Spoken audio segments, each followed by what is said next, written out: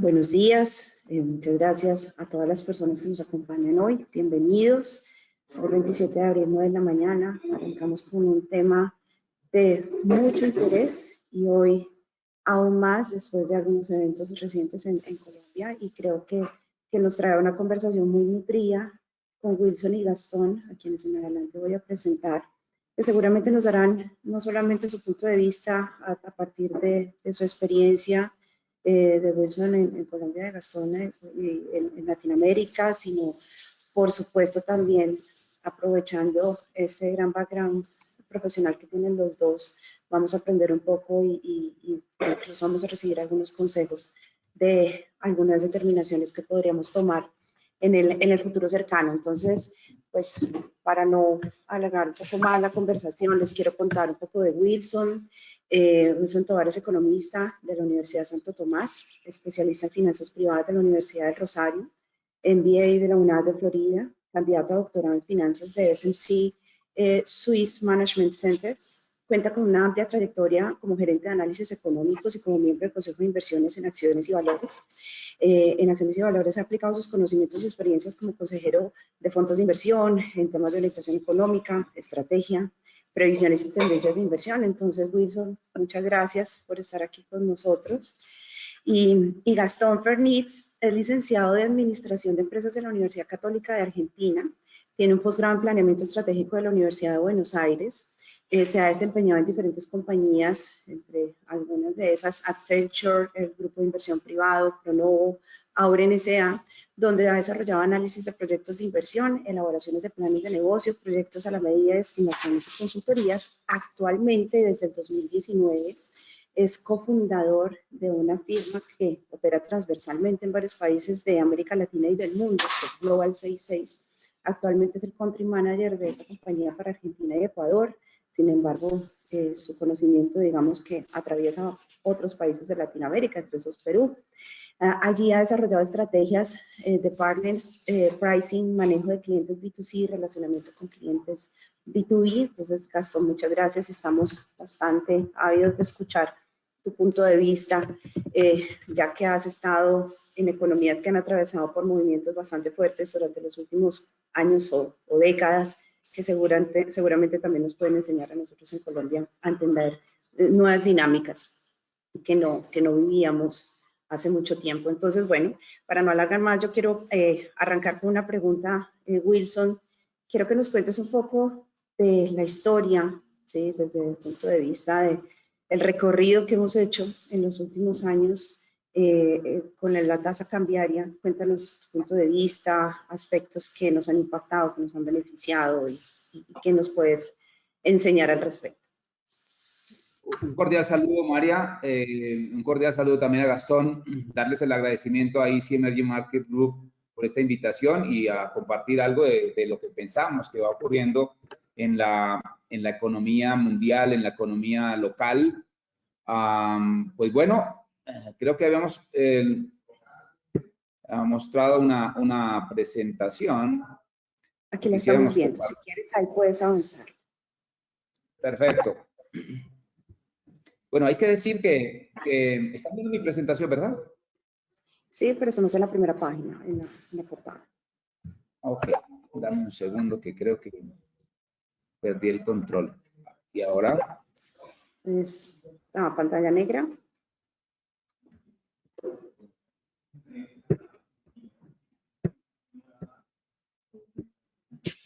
Déjame ver si...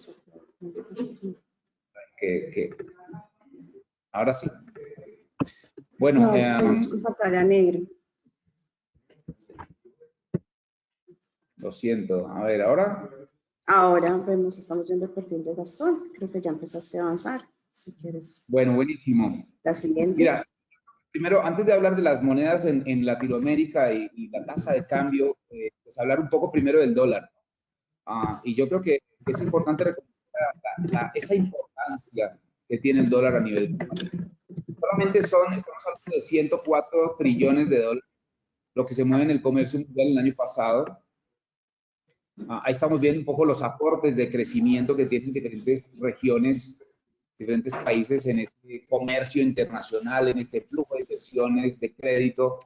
Y en ese sentido, pues hay que decir que un gran porcentaje de ese comercio a nivel global se hace en dólares. Por lo tanto, esta moneda, queramos o no, y a pesar de la coyuntura reciente, en donde eventualmente estamos hablando en algunas latitudes de desglobalización, sigue siendo una moneda relevante para los inversionistas, para las personas que hacen exportaciones e importaciones. Por tanto, lo que le ocurra a ese dólar termina impactando dramáticamente el curso de las inversiones, pero también el curso de las decisiones de política monetaria, de política fiscal que se toman en muchas latitudes, incluyendo, por supuesto, Latinoamérica y Colombia. Dado que ese comercio, al menos el 40 y 50% del comercio de las materias primas que se da en Latinoamérica, se hace actualmente en el dólar, entonces eventualmente tenemos un canal de afectación en la economía directo, totalmente directo, ¿no? Vemos después de la crisis del COVID unas afectaciones en las economías de la región, un gran endeudamiento, un salto del endeudamiento bastante importante. En el caso de Colombia solamente pasamos de un 49% de deuda PIB a casi un 63% y ahora empezamos a hacer unas pequeñas reducciones. Como ves, estas afectaciones inmediatamente se traducen en un choque, ¿no? El mundo recibió un choque doble de demanda y de oferta en la crisis de la pandemia. La cadena de abastecimiento se detuvo y tuvimos unos costos gigantescos. Entonces, obviamente, las tasas de cambio en la región, en particular también en Colombia, se devaluaron, ¿no? Se devaluaron y fue en parte por un proceso de fortalecimiento de el dólar a nivel global. Se volvió una moneda de reserva. Los momentos de angustia en general en la historia económica del mundo han generado la tranquilidad para muchos inversionistas de ponerse en dólares, ¿no? Si la cosa no está yendo bien, si hay contexto de debilidad en la economía, si hay unas crisis de petróleo, si se atraviesa la pandemia, pues la gente se sintió cómoda en dólares, el dólar se vio fortalecido. Luego de un gobierno del presidente anterior en los Estados Unidos que impuso muchas sanciones a China, al mundo en términos de comercio, y eso le dio un fortalecimiento relativo al dólar. Esa es un poco la historia reciente. Ahora, ¿qué variables determinan el curso de una moneda como el dólar? Yo diría que en general que cualquier moneda, ¿no?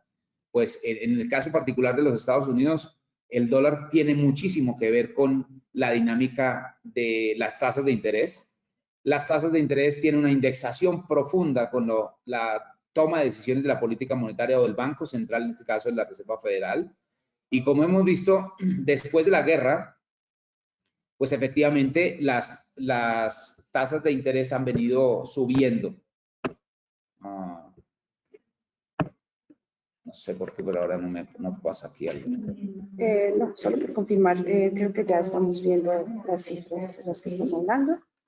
Ok, buenísimo. Entonces, al subir las tasas después de la guerra, vimos ese gran incremento de los fertilizantes, de los alimentos, por ende, la Reserva Federal y los bancos centrales subiendo sus tasas de interés. Por supuesto, se ha vuelto más atractivo invertir en dólares en los momentos de alta incertidumbre, y esa demanda fuerte de dólares, pues obviamente ha captado la atención de los inversionistas y por ende, entonces, hemos visto ese dólar repuntando de una manera tan fuerte, impactando obviamente las monedas de Latinoamérica.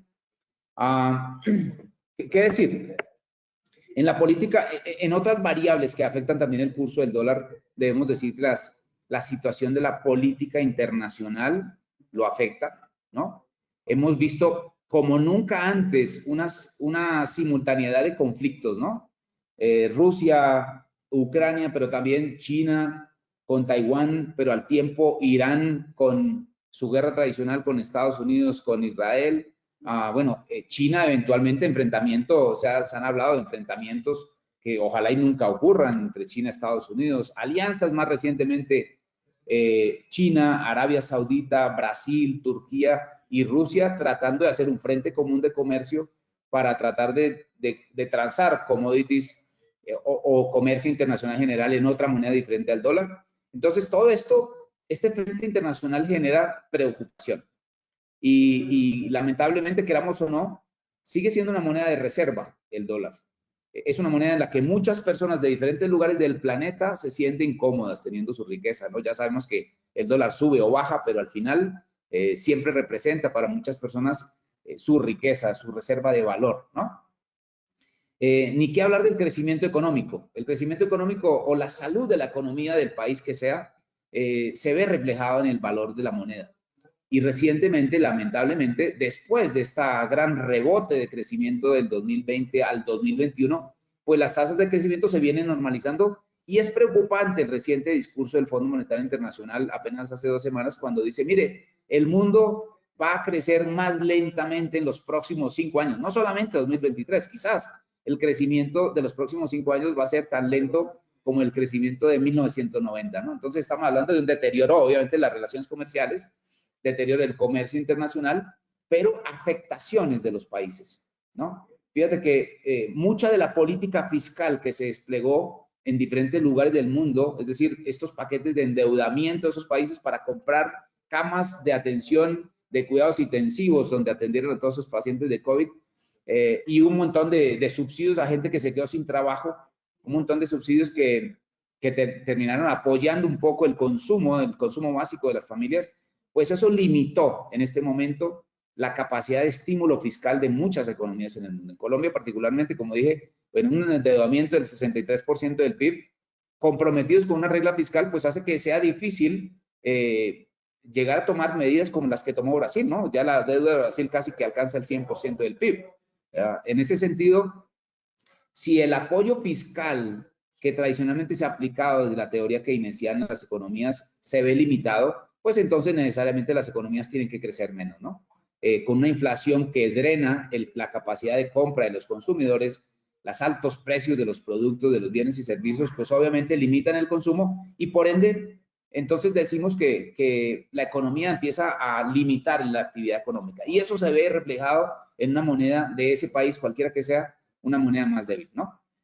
Y ahí está un poco la relación del curso reciente de la inflación y, por supuesto, la demanda por esa moneda. Si yo me siento cómodo en Argentina, en Brasil, en Colombia, en Venezuela, ¿no? En cualquier país del mundo, me siento cómodo con mi riqueza puesta en dólares, pues eventualmente esa demanda recientemente ha impactado profundamente el dólar. Esa es la primera respuesta que te tendría que dar. Pues muy completa y has hablado de temas bastante importantes.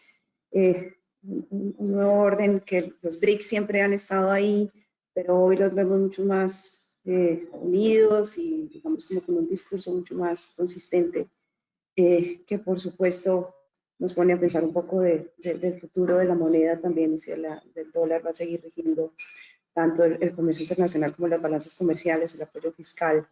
Acabas de mencionar el tema de endeudamiento en los países.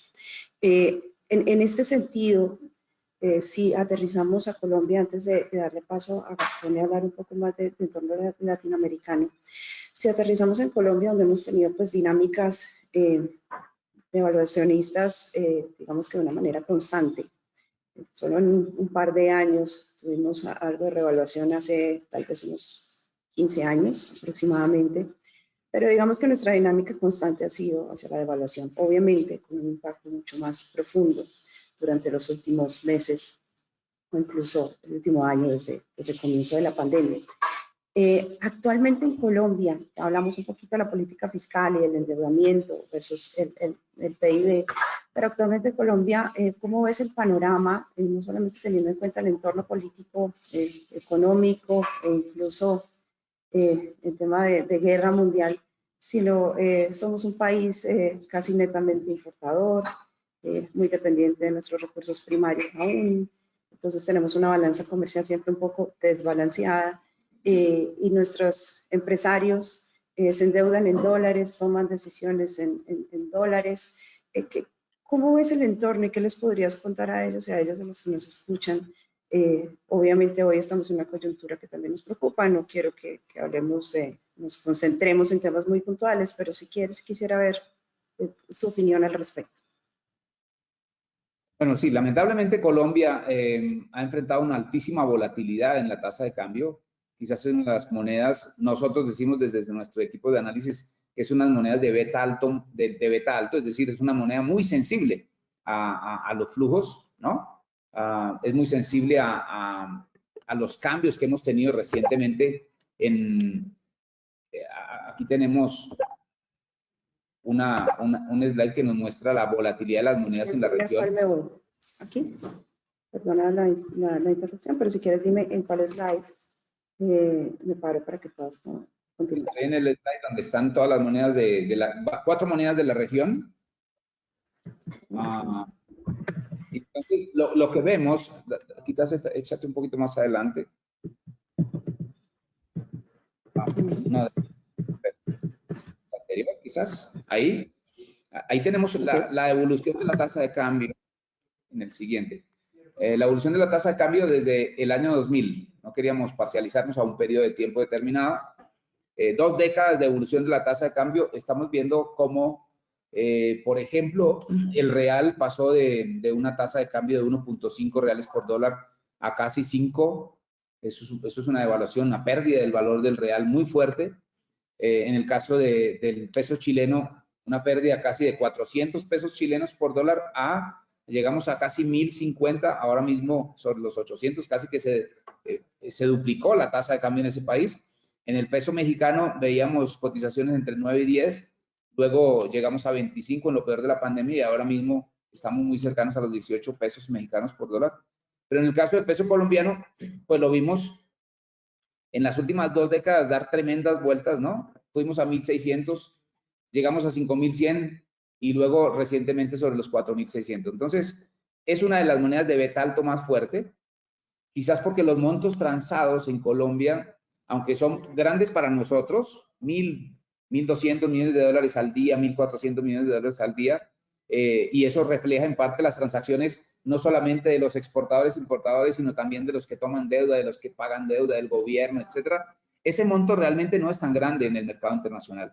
Entonces, sí que ha pasado en la historia reciente que eventualmente para un inversionista internacional es fácilmente una moneda que puede permitir estrategias de valor relativo. Vamos a decir, antes de las elecciones en Brasil, vimos una gran apuesta por el real y una apuesta en contra del peso colombiano, ¿no? Una vez que se posesiona Lula Silva en el Brasil, entonces hacen apuestas en corto contra el real y a favor del peso colombiano. Es una moneda que se presta para un arbitraje de monedas que es algo usual en el mercado internacional. Desde el punto de vista de la economía, pues Colombia en el año, venimos de un crecimiento muy fuerte en el 2022, uno de los más altos del mundo, un crecimiento cercano al 7.4%, y luego este año ya vamos a pasar a un crecimiento que si bien es potente para el año 2023 frente a los pares de la región, es un crecimiento muy bajo, es 1.2% de lo que esperamos que crezca la economía colombiana este año 2023. Entonces, fíjate que es un ritmo que cambia dramáticamente de un año a otro. Tenemos un cambio de gobierno. Lamentablemente, somos de los últimos países en la región en entrar en una nueva dinámica de administrar la economía y eso ha causado nerviosismo, ¿no? En la etapa reciente, una especulación de no saber. Es normal que en un cambio de gobierno, independientemente de la ramificación política que tengamos, pues venga algo de incertidumbre por las nuevas políticas, cómo será la nueva administración, etcétera. Hoy el mercado reaccionando a un cambio de gabinete que también es normal, pero pues la incertidumbre rodea mucho al peso colombiano y eso hace que sea tan volátil. Por eso esa volatilidad de 4% en apenas 2 jornadas es una volatilidad bastante amplia. Por supuesto. Y hablando de esa volatilidad, pues tenemos a Gastón, que a nosotros nos sorprende un poco esa volatilidad de un día, pero para ti es tu diario vivir y no en un día, sino en una hora.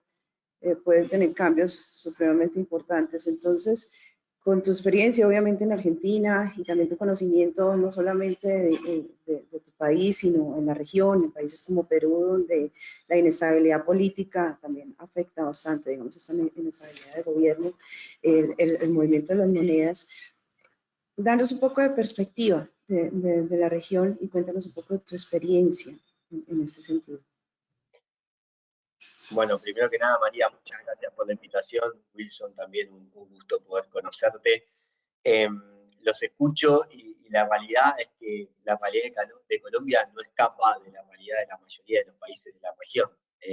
Están todos los países con una volatilidad de su moneda local. Hay una coyuntura mundial, como bien explicaba Wilson, que hace que sea una olla a presión, como nosotros decimos. En Argentina en particular creo que somos un caso de análisis porque nosotros tenemos más de 20 tipos de dólares y mientras estemos hablando acá están haciendo un nuevo tipo de dólar mientras estamos hablando y los cambios, María, son las aplicaciones que te muestran los KPI de los distintos dólares actualizan cada 10 segundos, 15 segundos, para que tengan una idea la gente que está escuchándonos. Entre el 15 de abril y ayer la moneda se devaluó un 20%. Por lo tanto, es una coyuntura, y cuando hablo de la moneda, hablo de todos los tipos de dólar que tenemos, del dólar que puede percibir la gente y que compre en la calle, que es el dólar al cual accede el 90% de los argentinos, como también los dólares financieros que afectan a las empresas. Y eso llevó a una devaluación de un 20%, y si uno lo calcula interanual, son números mucho más altos. Y me parece que hay un punto clave para agregar en los análisis, que es la inflación, ¿no? La inflación termina siendo consecuencia también de los aumentos de los costos de los empresarios, de las importaciones y demás. Países como bueno, cualquiera de la región, que somos tan dependientes de los productos que exportamos, en el momento donde nos ingresan menos dólares, empieza a haber presión sobre, bueno, es un tema de oferta y demanda. En Argentina, para ponerles en contexto, tuvimos uno de los años con la mayor sequía y nuestro mayor ingreso por exportaciones viene del campo. Es como si ustedes tienen algún tipo de problema con la exportación o de petróleo, de café, y eso afecta a la cantidad de divisas que entran al país, y eso afecta al ciudadano del día a día. Entonces creo que lo más preocupante es cómo afecta al colombiano de pie, al que se levanta todos los días para ir a trabajar, al que tiene un pequeño ahorro por mes y ve que se lo consume no solamente el aumento del dólar, sino que también la inflación, y eso es algo que pasa en todas las regiones. Sacando países como también mostraba Wilson, como Chile, que han tenido un rebote en su tipo de cambio y se ha apreciado su moneda, también eso es por los aumentos, en este caso, de commodities como el cobre y demás, que hacen que justamente les entren más dólares en esa balanza comercial que vos decías, María. Con respecto a Colombia, obviamente no soy especialista en el país, sí tengo muchos amigos y me encanta la economía en general. Lo que veo es que en el caso de que siga ocurriendo la inflación y la diferencia entre su balanza comercial, el dólar tiende a que siga subiendo. Esa es desgraciadamente mi punto de vista. Así que no sé si querés alguna pregunta más en particular o andar en algún tema más específico.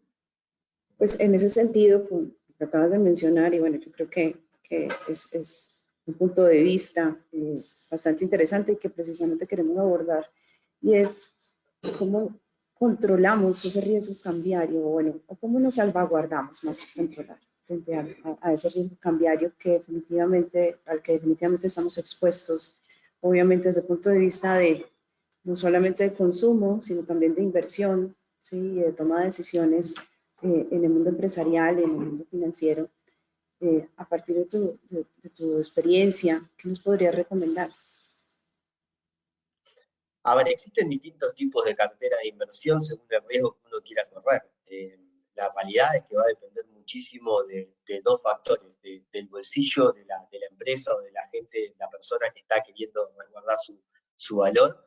Y otro tema que yo siempre le digo a las empresas o a las personas que asesoro es, depende cuánto vos vayas a necesitar.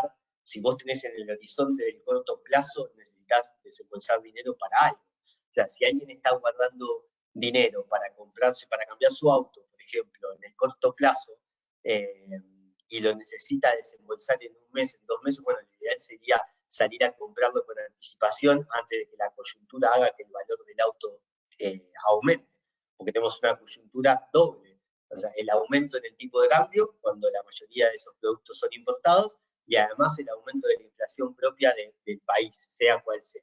Entonces yo siempre digo que cuando uno va a efectivizar una compra, capitalizarse en lo que uno necesita o en lo que uno quiera, lo intente hacer lo más rápido posible en este tipo de situaciones.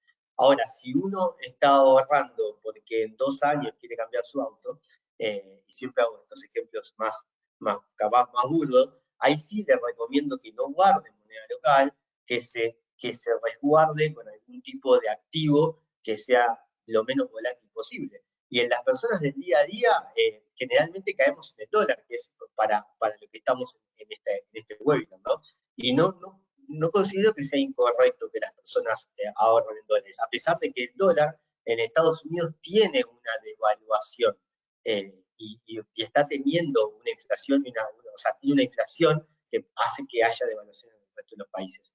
Pero es un bien y un activo de cambio que en nuestra región uno va a cualquier amigo, uno lo llama y le dice que tiene que cambiar unos dólares y se lo compra. Entonces, mi recomendación es para el que esté ahorrando sus pequeños ahorros para algo que va a ser en el futuro, que se resguarden algún tipo de activo. Nosotros decimos en Argentina una frase que no es muy linda, pero a nosotros nos pasa, es que el dólar nunca baja, el dólar se agacha para saltar. Es nuestra frase de cabecera. Y dado lo que yo vengo viendo en Colombia desde mayo del año pasado, si bien ahora está estable, no sé cuánto tiempo más va a continuar con este tipo de cambio en los próximos meses o en el próximo año. Esa es mi humilde recomendación. No hay receta más, ¿no? Obviamente. Bueno, un buen consejo, ¿cierto, Wilson? Creo que acabamos de pasar algo muy similar. Estábamos un poco, digamos, tranquilos con el desempeño de la moneda en las últimas semanas, con una tendencia a la baja, pero parece que se agachó para saltar. Y es lo que está sucediendo. Sobre el panorama, Wilson, ¿tú qué nos puedes contar? O sea, digamos que llevamos un poco del contexto. Gastón, pues digamos, nos dice, seguramente vamos a mantenernos en esta tendencia alcista durante un buen tiempo. ¿Tú qué nos puedes contar del panorama en Colombia, digamos, teniendo los aspectos no solamente propios de la moneda, sino también económicos como la inflación, ¿sí? Situaciones un poco más políticas como la guerra, temas de materias primas, posible temas comerciales que ya nos mencionaste algo un poco entre Estados Unidos y China? ¿Qué panorama nos puedes contar en ese sentido? Bueno, María, mira, a nivel internacional yo creo que estamos dando paso a una nueva especie de diagnóstico. Hemos tenido validación de que muchos de los precios en general están cayendo.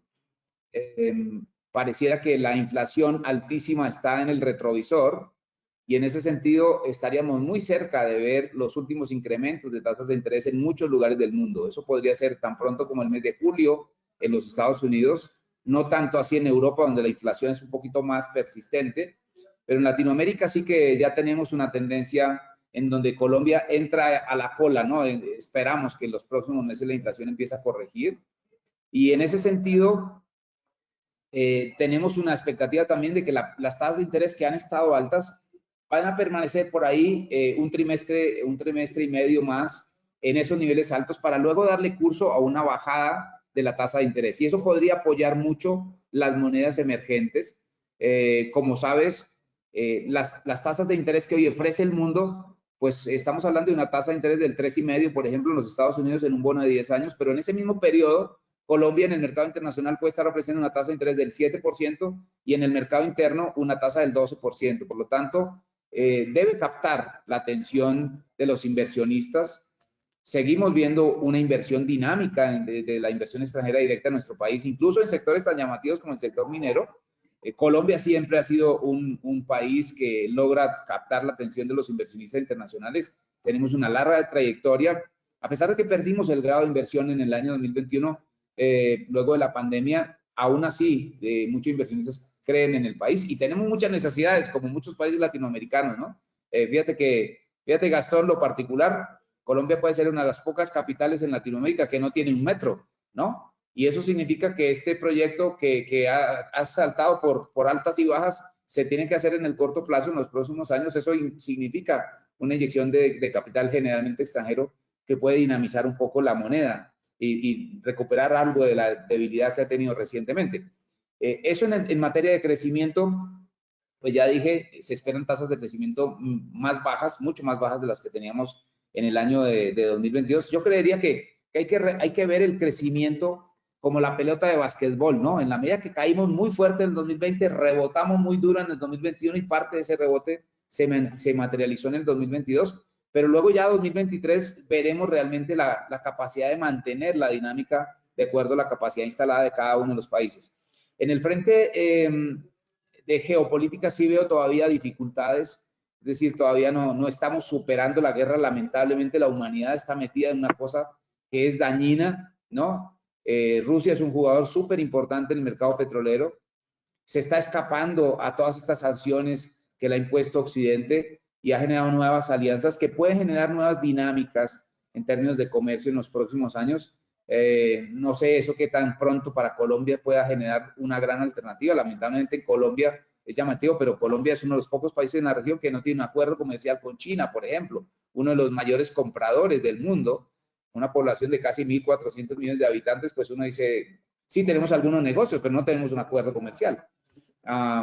Veo que la India podrá ser uno de los países que va a captar la dinámica de la actividad económica cuando el mundo se opaca, ¿no? Esa es una economía que tiene la capacidad de jalonar un poco. Fíjate que ahí lo que estaba viendo en el slide anterior era que las expectativas del mundo están cifradas en que la economía china pueda recuperar el ritmo de crecimiento que perdió, dada la política de cero COVID que implementó a finales del 2022 y que obviamente lastró la demanda de commodities de muchas partes del mundo y por supuesto también de Latinoamérica. Los precios de los commodities en general deberían disminuir un tanto si es que tenemos un enfriamiento. Hoy particularmente la pregunta, después de haber conocido el PIB del primer trimestre del 2023 en los Estados Unidos, la pregunta es si vamos a entrar a una recesión más rápido de lo que preveíamos. Todos hablaban de la recesión, pero no sabíamos si era un soft landing, un hard landing. Bueno, parece que con los datos de enfriamiento que muestra hoy las estadísticas de los Estados Unidos, pareciera que esa probabilidad de recesión llegará a finales del 2023 y no sabemos exactamente, se sigue generando un mar de incertidumbre. En temas de política fiscal, yo esperaría que Colombia con el nuevo ministro ratifique la postura de compromiso de la regla fiscal, de comprometerse con el mercado internacional, como siempre ha sido la trayectoria de Colombia, de honrar las deudas. Y mientras eso sea así, pues eventualmente el curso de la tasa de cambio debería normalizarse un poco, ¿no? Si me puedes poner en el último slide, yo creería que hay unos cisnes negros, como decimos en los mercados internacionales, que captan la preocupación, ¿no? de Colombia. Tenemos en el horizonte, recuerda que por estar en este lugar del Pacífico, siempre Colombia se ha impactado por el fenómeno del Niño. Dado que nosotros en la economía colombiana no tenemos unos distritos de riegos tan fuertes, ¿no? Normalmente un fenómeno del Niño que implica el calentamiento del Océano Pacífico y por ende un periodo de sequía en el cual se restringe la siembra, pues eso implica que podemos enfrentar, y las probabilidades son pequeñas por ahora, pero hay probabilidades de que eso se pueda materializar en el mes de agosto o septiembre. Si eso se llegara a dar, que nunca sabemos cómo podemos predecir el clima, tendríamos un fenómeno inflacionario y esa inflación generalmente viene con nuevos sesgos de devaluación. Es uno de los cisnes negros que decimos no sabemos si se puede presentar, pero hay que tenerlo en el radar. En el tema geopolítico, pues los distanciamientos entre China, Estados Unidos estarán alrededor, a la orden del día ahora en el mes de mayo, porque sabemos que desde los Estados Unidos se le quieren imponer unas sendas sanciones a algunos sectores particularmente importantes en el mundo de la tecnología, los microchips, a China, para que sus empresarios norteamericanos no vuelvan a hacer negocios con esos segmentos en China, pero también veremos la respuesta de China en otra ráfaga de sanciones. Entonces, casi que es que devolver la película cuando teníamos al presidente Donald Trump con esta ráfaga que genera incertidumbre, y ahí no podemos saber exactamente si tendremos una tendencia básicamente de debilitamiento del dólar o no. Eso dependerá de un poco los acontecimientos. Ahí es un poco difícil de predecir. En el caso de Colombia, fíjate que si bien el nuevo gobierno intenta implementar una nueva política energética, lo cual está perfecto, hay que diversificar las fuentes energéticas en el país, pero ha sido muy concreto la postura del gobierno actual de disminuir la dependencia de las divisas que nos deja el petróleo y lamentablemente no tenemos otro sector que reponga esas divisas que entran al país y le dan estabilidad a la tasa de cambio, ¿no? Entonces, en la medida que eventualmente definitivamente se vaya abajo la producción del petróleo, que vaya a implementarse rápidamente esa nueva política energética, y era que hasta ayer el ministro anterior estaba diciendo lo estamos estudiando, esa transición va a ser lenta, pues no sabemos cuál va a ser la nueva definición y las nuevas prioridades del nuevo ministro y por lo tanto ahí hay un sesgo de volatilidad, ¿no?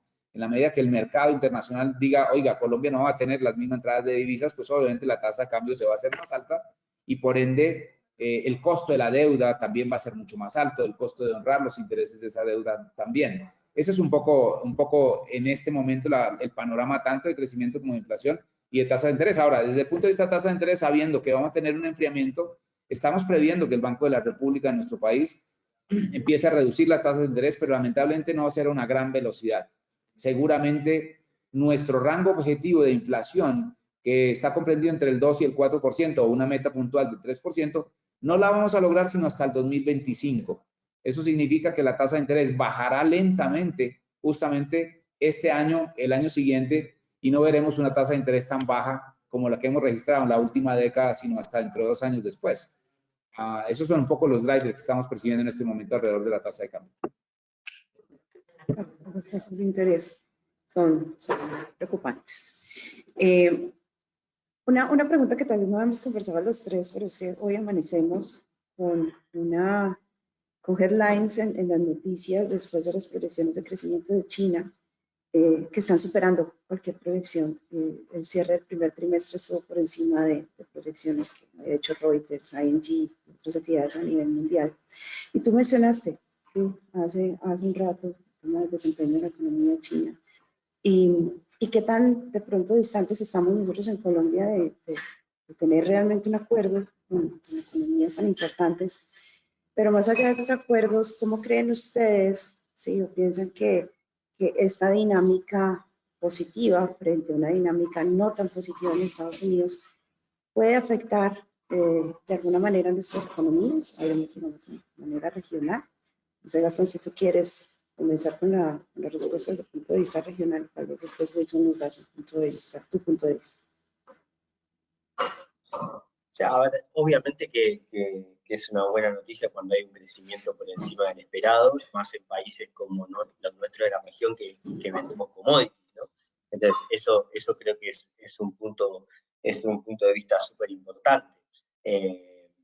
También en el caso del petróleo, estamos con un precio del barril de petróleo, no sé cuál será la impresión de Wilson, pero bastante interesante por el tema de cómo está la guerra. Entonces, esa combinación de factores, volvemos a lo que hablábamos hace un rato, en el caso de que nuestros países, cualquiera de la región, pueda seguir exportando, sin importar dónde, a un buen precio, eso calma un poco las situaciones internas de cada uno de los países. Yo lo escuchaba muy atentamente a Wilson recién sobre las tasas de interés, y para ponerles un panorama de cómo es la situación acá. En el momento donde el gobierno acá baja la tasa de interés, el dólar automáticamente sube.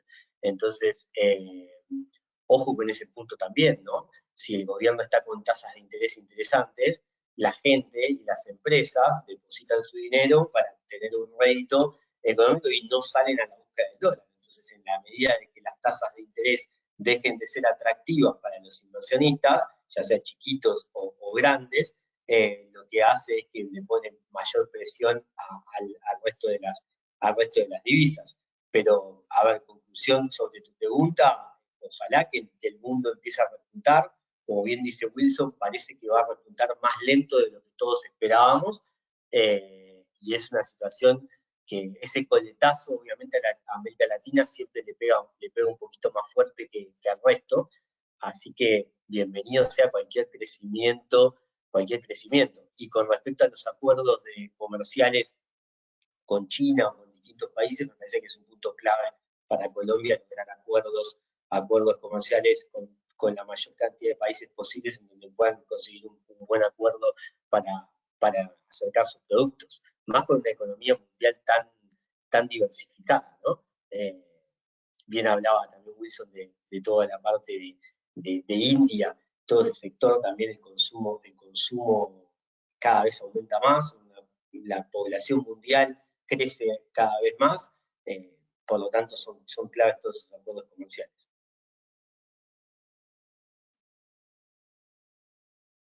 Buenísimo.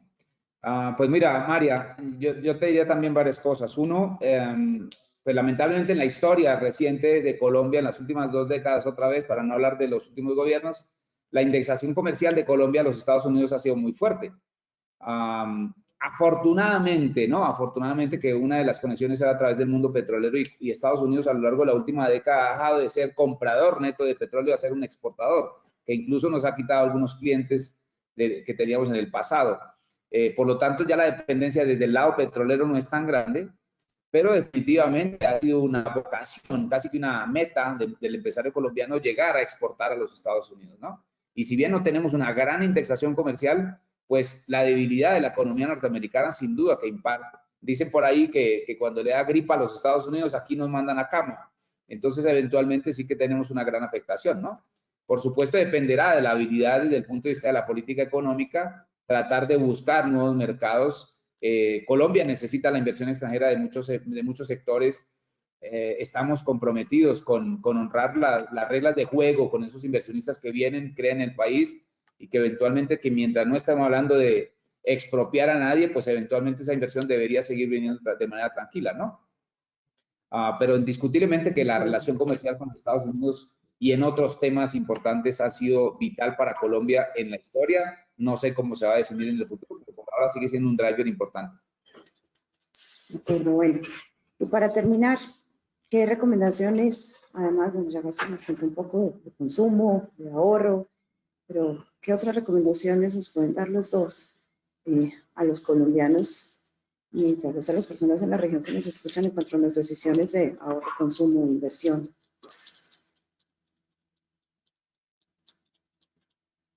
Dale, Gastón, si quieres.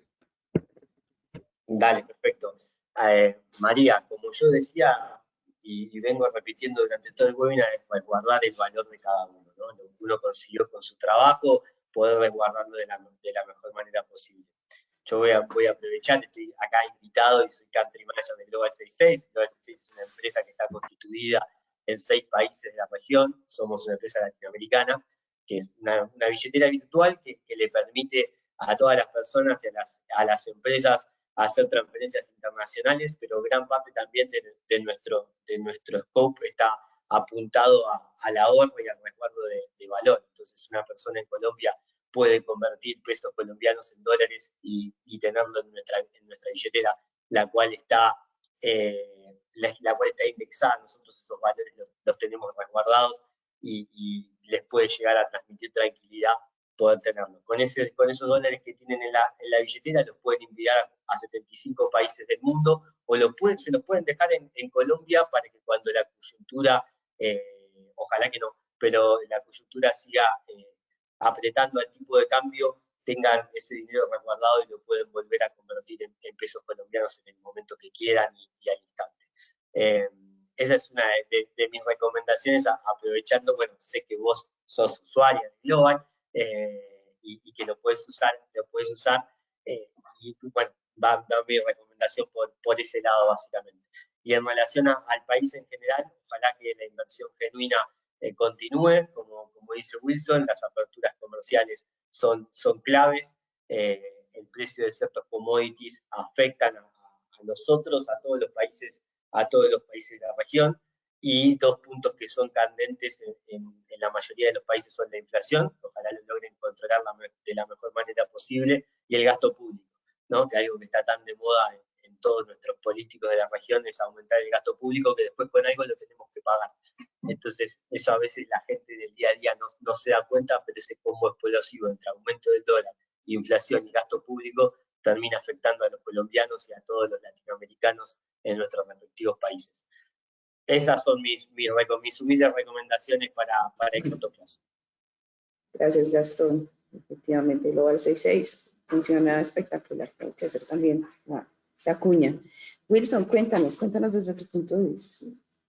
Bueno, buenísimo.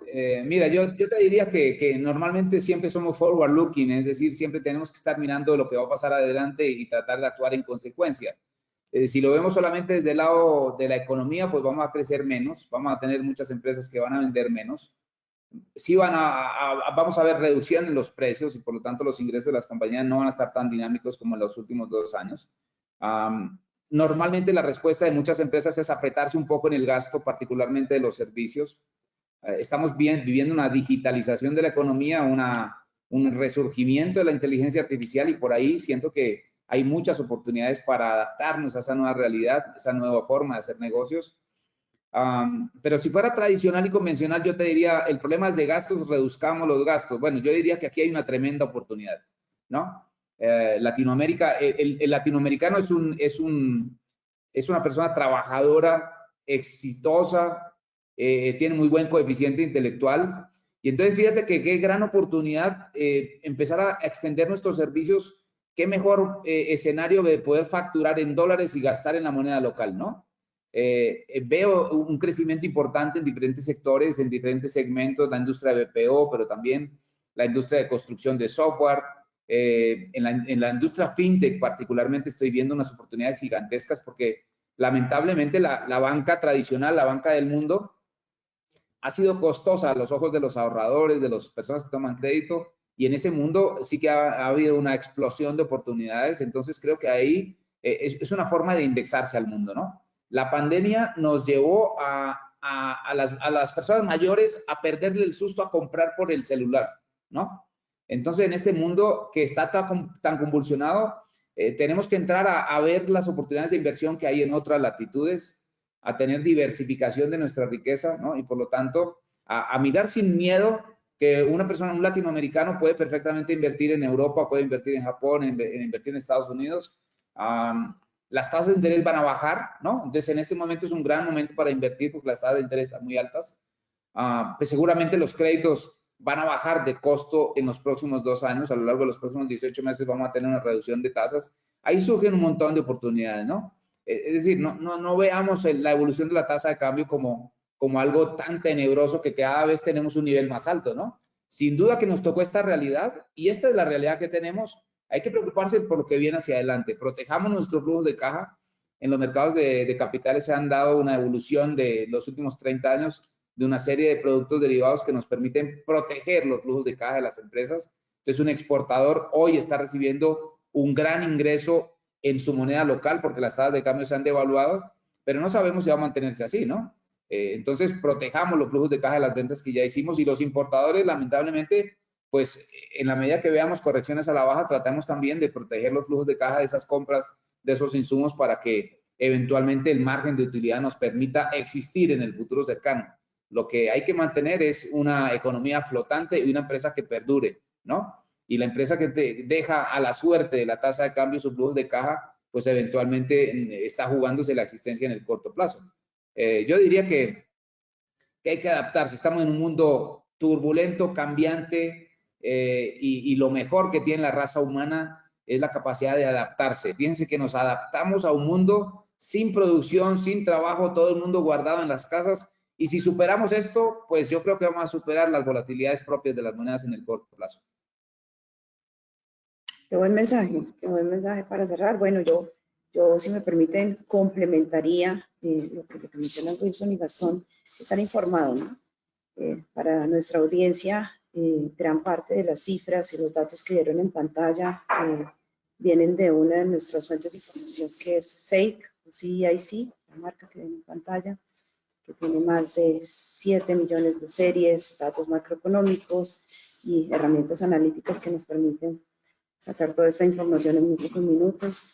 Y en EMIS encuentran información de mercados, de sectores, de países, de industrias en general también, supremamente vitales para tomar decisiones, y aquellos que están en inversiones, especialmente en renta fija, que invierten en bonos, en deuda. Red es una plataforma que les brinda información de no solo del desempeño, sino también de lo que sucede desde el punto de vista reputacional con estas compañías que emiten deuda, que esta información es tan importante para tomar decisiones a tiempo. Entonces, respecto a lo que estamos hablando, no solamente tomar todas estas medidas que por supuesto son vitales, como dices Wilson, entrar como en la ola, ¿no? Estar como navegándola y no perder los movimientos tanto al alza o a la baja para tomar decisiones correctas en el momento adecuado, sino tener acceso a la información indicada y más idónea y de fuentes confiables para tomar este tipo de decisiones. Un gusto tenerlos acá. Voy a aprovechar, tal vez nos quedan 10 minutos, 5 o 10 minutos para preguntas de nuestro público. Entonces, por aquí tenemos tras bambalinas a Ana María, nuestra gerente de marketing. Voy a revisar si tenemos preguntas. Estamos hablando de las preguntas. Bueno, voy con la primera. ¿Qué tan viable es que a nivel mundial se presente una desdolarización, dada la comercialización entre países como China, Brasil, Rusia y China? Perdón, China está repitiendo la pregunta. Cuéntenme, no sé si alguno de los dos, Wilson. No sé. Pues mira, yo creo que la preocupación por la hegemonía de una moneda en el mundo ha estado desde hace mucho tiempo. Solamente en 1950 se concibió una idea de tener una moneda común. Esa moneda se llama el euro. Pero a pesar de que la idea fue concebida en 1950, la vimos hecha una realidad en el 2001. Les tomó 50 años tratar de llegar a esa idea. Ahora, la preocupación por la vulnerabilidad de las bases de datos, ¿no? Que dio origen al blockchain, que es sobre el cual se subyacen las criptomonedas, también ha tenido una evolución de largo alcance. Entonces, yo no sé qué tan probable vamos a desanclarnos del dólar en el mundo. Lo que sí sé es que es muy probable que el avance de la tecnología nos permita, quizás en otros 50 años, decir que todo el planeta transará una moneda. No tengo ni idea. Pero en el muy corto plazo yo no veo que el mundo se pueda desadaptar de las transacciones hechas en el sistema internacional del dólar, ¿no? Seguirá siendo una divisa importante. Seguramente habrán iniciativas. Por ahí vi hace unos años una iniciativa de tener una moneda latinoamericana. Bueno, yo creería que tendríamos que pasar por esas discusiones de 50 años de la Unión Europea para decir, bueno, cómo son las reglas de esa nueva moneda. Fíjate que hoy por hoy, aunque, a pesar de que el Bitcoin es una criptodivisa que mucha gente utiliza, también tiene muchísimas volatilidades, igual que le ocurre al dólar, pero también tiene muchas restricciones desde el punto de vista legislativo en términos del control que puede suponer las preocupaciones tradicionales de la banca normal como el lavado de activos, la financiación del terrorismo y etcétera. Pero el mundo es inquieto, ¿no? Y seguiremos viendo nuevas iniciativas. Por ahora yo veo que en el muy corto plazo ese desanclaje del dólar es imposible, en el muy corto plazo no lo veo. Ok, gracias, Wilson. Aquí voy a combinar dos preguntas que yo creo que te encajan muy bien, Gastón. Y una es, ¿qué estrategia puedo implementar para negociar contratos en dólares? Y la otra es ¿vale tener una cuenta en dólares? Está muy relacionado con el modelo de negocio de Global 66. Entonces, cuéntanos qué opinas, ¿sí? ¿Qué estrategias pueden implementar para negociar contratos en dólares? No estamos hablando aquí de contratos comerciales. Y si vale la pena tener cuentas en dólares. Arranco por la segunda, la bimonetariedad es algo que yo siempre lo veo como positivo, porque uno puede decidir en qué moneda tiene su ahorro. Si tenemos entiendo que es alguna empresa o una pyme que es que el encargado que hace la pregunta. La segunda respuesta es un sí rotundo, no solamente en dólares, sino de diversificarte la mayor cantidad de activos sólidos que puedas llegar a tener. Con respecto a los contratos en dólares.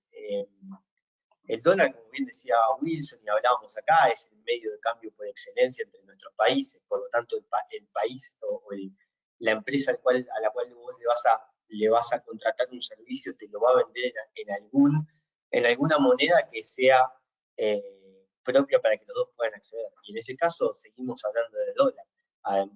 Podríamos hablar de cripto muchísimo en otra charla. Entonces, el punto principal en esos acuerdos dolarizados es, depende con quién estés haciendo el trato, capaz podrías negociar de tener un acuerdo en su moneda local de destino.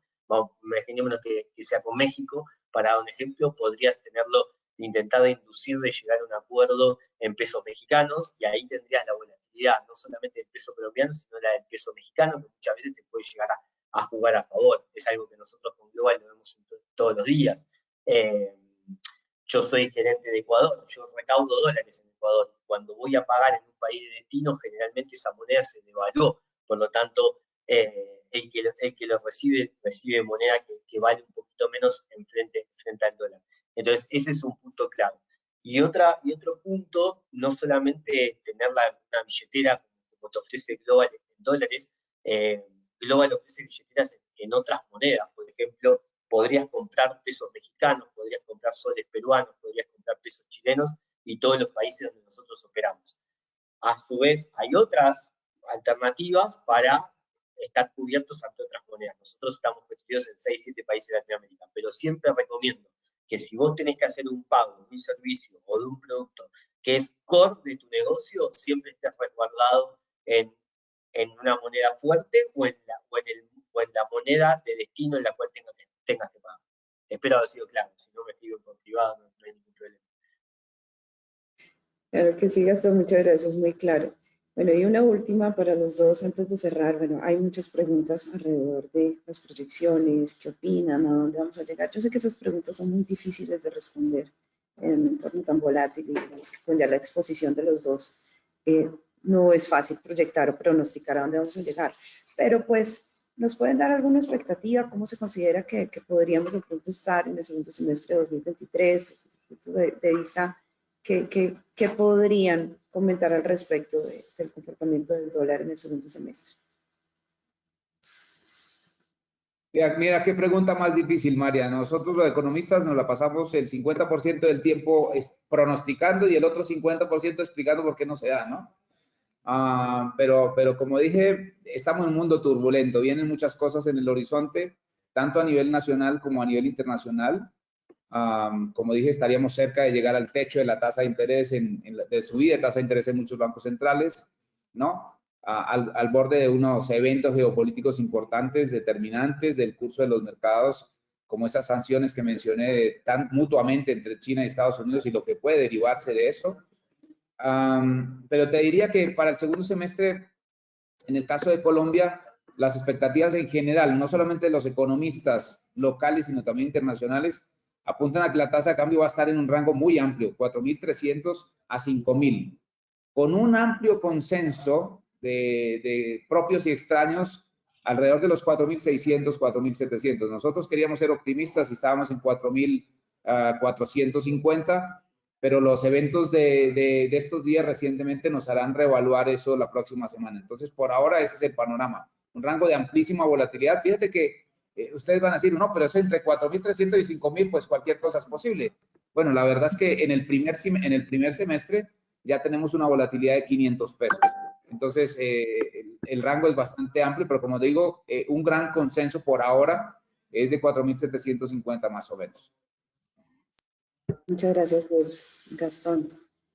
¿Tú qué nos puedes contar? A ver, en mi caso y hablando de la región en general, no solamente de Colombia, yo creo que un punto clave, vuelvo a decirlo, es la inflación. O sea, como mínimo el tipo de cambio va acompañado de la inflación. Ese es mi punto de vista y lo que venimos viendo en los últimos, en todos los países. Por lo tanto, si Colombia tiene una inflación estimada, voy a dar un ejemplo burdo, de un 10%, yo calculo que como mínimo, estamos hablando de un piso de un 10% de devaluación que acompañe esa inflación. Después va a depender muchísimo del precio de los commodities y va a depender muchísimo del ingreso genuino de divisas que tengan.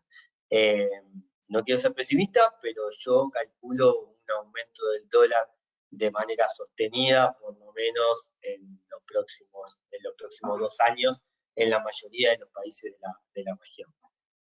No podría, sería una falta de respeto, y menos en un país como el mío, pronosticar. Yo les cuento que todos los pronósticos que hago de Argentina nunca se cumplen, como bien decía Wilson.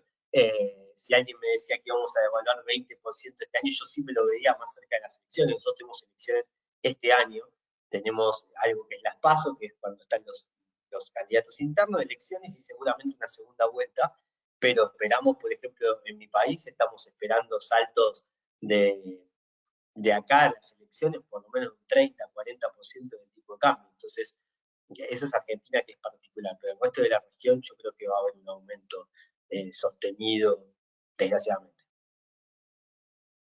Bueno, como buenos ingleses, ISI Emerging Markets, compañía británica, empezó 9:00, terminamos 10:00, exactamente 60 minutos. Muchísimas gracias a Gastón y Wilson por su cooperación, por la buena energía para compartir todo su conocimiento y experiencia. Gracias a todas las personas que nos acompañaron. Los invitamos a visitar nuestras websites, no solamente las de ISI, sino Acciones y Valores, por supuesto Global 66. Y esperamos seguir teniendo invitados de esta talla tan importante como ustedes dos y conversar de temas coyunturales alrededor de la economía, finanzas, industrias de nuestra región y del mundo. Entonces, sin más, les deseo un feliz jueves y feliz día. Muchas gracias por la invitación y un gusto para mí. Gracias.